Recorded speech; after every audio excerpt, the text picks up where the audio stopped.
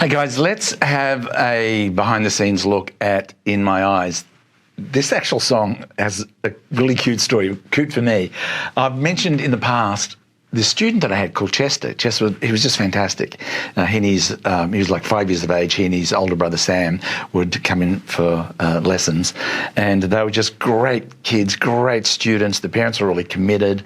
It was a fantastic experience. Chester in particular, who I've mentioned in one of the other BSB projects, I think he was the kid who I wrote Chester Chills Out for. I wrote that piece for him. But anyway, there was this particular day. Well, one of the things that would happen in my classes, I always wanted students to look me in the eyes when I was talking. You know, we're learning piano, but we're learning life, right? And so, you know, not all kids are comfortable doing that. And even for those kids who feel a little bit shy and they'll, you know, look down, when my students would do that, I would get down like this and just like, you know, I would actually continue to train them to look at me when they're speaking with me. So there was this one particular day where I'm teaching Chester, and you know, he was very intense, and you know, his face would be right here. And there's one particular day where I'm talking to him, and he's looking away, and I say, Chester, and he looks at me, and I said, what do you see? Look at me. What do you see? And I'd asked him some question. I'm fishing for an answer to my question. So what do you see? And he looks and says, I can see me.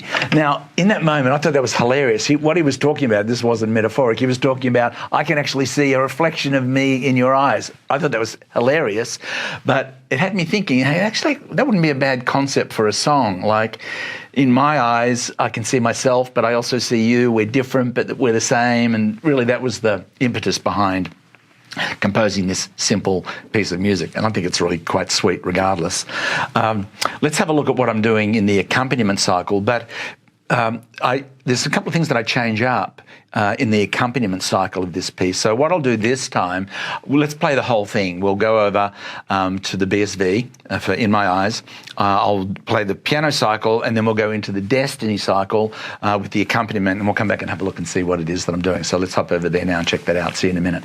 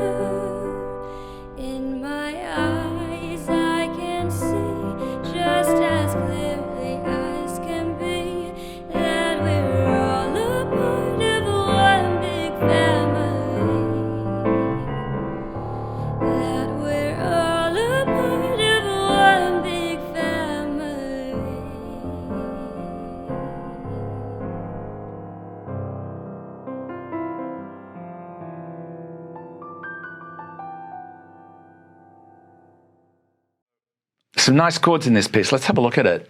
It's pretty straightforward, but I think there's some valuable things for us to look at. I'm starting pretty simply. So we start off with the C chord, and any time I'm working with a standard triad, for the most part, it doesn't always work, but for the most part, I'm going to be adding in the second degree of the scale. A triad, the moment you add in that second degree, it just adds that voice in between. It adds such a beautiful quality to the harmony on that chord. That's where we start in the song. Second chord.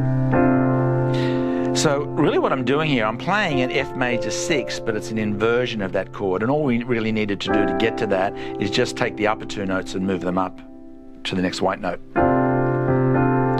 So we've got that. In your eyes, I can see just a little part of me. We return to that, but we don't look the same as each. What I'm going to do now is a G chord, but it's an inversion of a G. And I'm just going to pick up the third note of the G chord and play that in my left hand. So what I'm actually doing here, when I keep the left hand notes close to one another, it actually has that experience of any particular type of tension. And this piece is so simple and sweet that finding those moments of tension where I'm playing around and saying, well, let's not always rely on the tonic of the chord to give us that foundation. Enough of it is implied in what's happening in the song. So that's where I'm just getting from that C. Look the same as each other. Really nice. Just a G chord with my third echoed in the left hand. From here, I'm going to a C chord, back to a C, but now what I'm going to do is I'm going to pick up the fifth in the left hand. In your eyes, sorry, in my eyes, I can see just as clearly as can be. So look what I'm doing there. I'm playing my inversion of my C, but I'm picking up the fifth in the left hand. In my eyes, I can see. I'm just really running up my C chord. I'm going to talk about this arrangement in a little while, how I echo this in the ending. So I'm playing from my C chord. And here what I'm doing, if you have a look. So effectively, it's really, if you can imagine it being almost like an F chord or a G, a G13. It's like an F with a G in the bass. We'll call that a G13. It's sort of like an inversion of that, but I'm actually keeping my G in the right hand. In my eyes, I can see just as clearly as can be. Now let me play this next section. That we're all a part of one big family.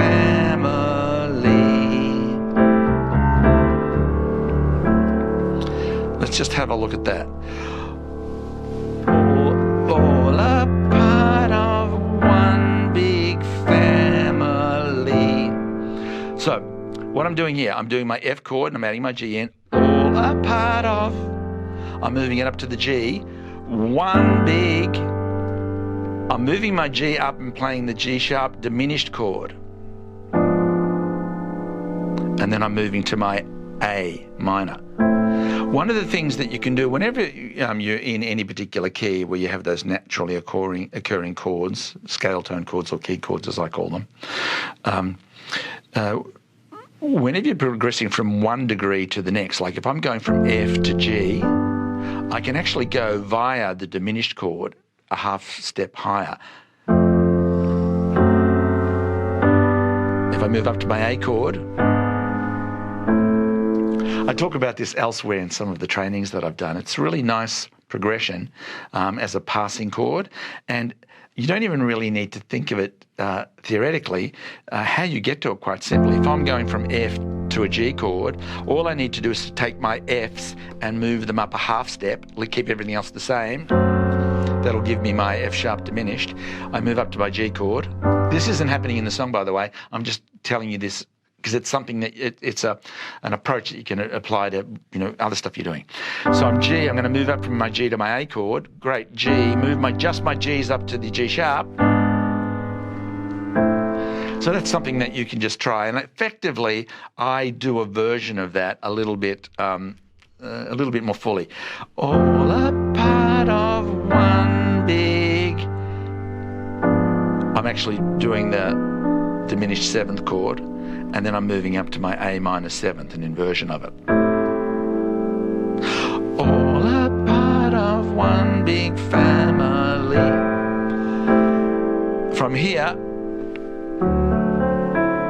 I'm going to a D ninth chord actually. There's my third, my fifth, my dominant seventh, my ninth. So, really pretty chord. I stay on my D, I move this down to, so now we're doing a D minor ninth, all a part of, I'm coming to my G chord, one big fama is my G chord, I'm finishing on my F,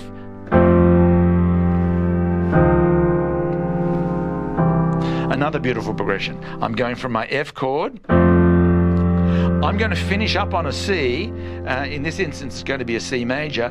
One of the transitions that I like to make as a passing chord is to play the major chord a half step above what my target chord's going to be. So I'm going from my F. Beautiful, beautiful chord. Talking about a C sharp major ninth. And I'm finishing on a C. Now, there's a couple of notes that I play at the very end. When I get to the end, I do this.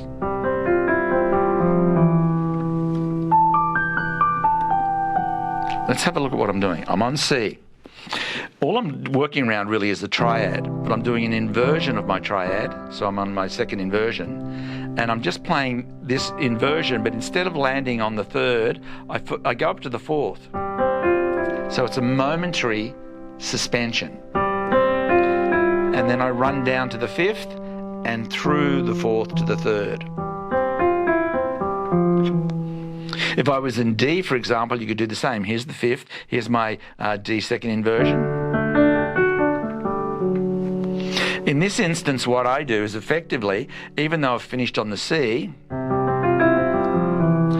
I'm coming up and I'm doing that on a D. So really what I'm doing is I'm juxtaposing, superimposing the supertonic. I'm imposing the D of the key of C, but I'm doing it as a D major over C. And it's a really lovely way of finishing. You finish a chord on C, for example, and I'm just going to run up a D major. It really adds this brightness. I think to me it almost adds like a cosmos sound. It adds quite an infinite type of quality to the sound, and it's a beautiful embellishment. And essentially that's what I do here. I finish on my C. There's also something cryptic about that too, because even though it's different, it still belongs. So I find that there's that cryptic correlation between In My Eyes. We're both different. We don't look the same, but we're all the same, part of the one family. So essentially that's a little bit about what's going on in the background of In My Eyes. See you next time, guys. Take care.